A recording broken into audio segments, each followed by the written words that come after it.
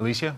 Mike, let's bring in Lieutenant Colonel Darin Gaub, an Army veteran and battalion commander. He's also a former Black Hawk helicopter pilot and executive director of Restore Liberty.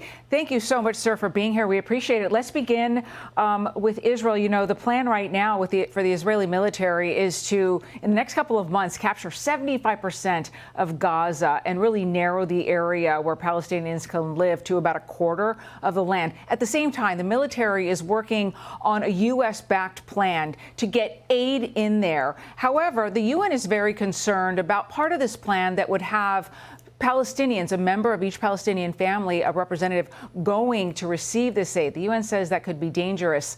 So there are so many goals here that we have on the table. How do you see this going? Yeah, this is not a surprise, Alicia. I think this is going a direction I anticipated it would, which is basically that in order to fix what is going wrong in Gaza, you have to own Gaza. And 75% of it, in this case, of course, with what Israel is planning right now. And I think that's the right answer.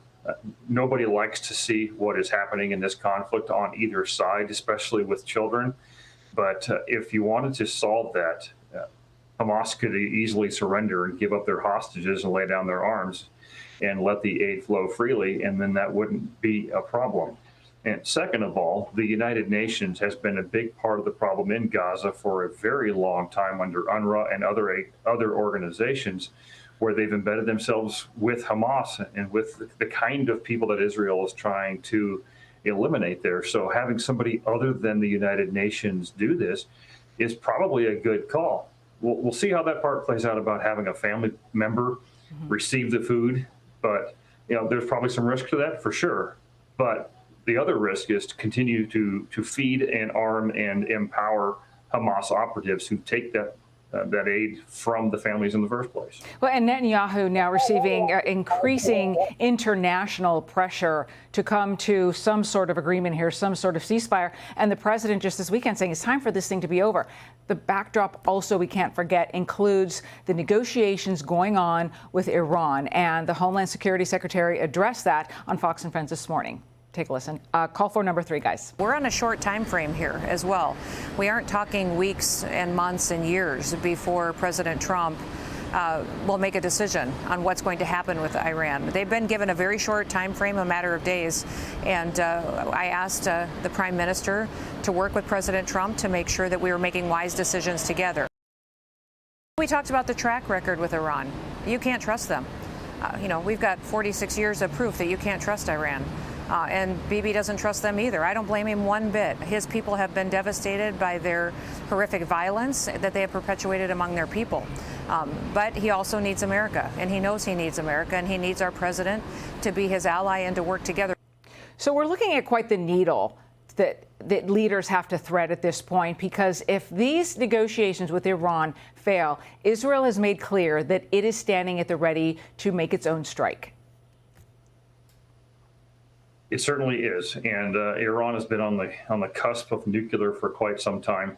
If they just wanted to do it for experimental or power purposes, then they could have done that a long time ago. So clearly they're continuing to push weaponization, and the longer the delays go, the greater the chance that they're going to achieve what they're seeking. And so delays are always in Iran's favor. So pushing them to make a decision and come to the table, give them a chance, is probably the last thing we can do to make them, you know, basically sign off on something that can be maybe make a difference.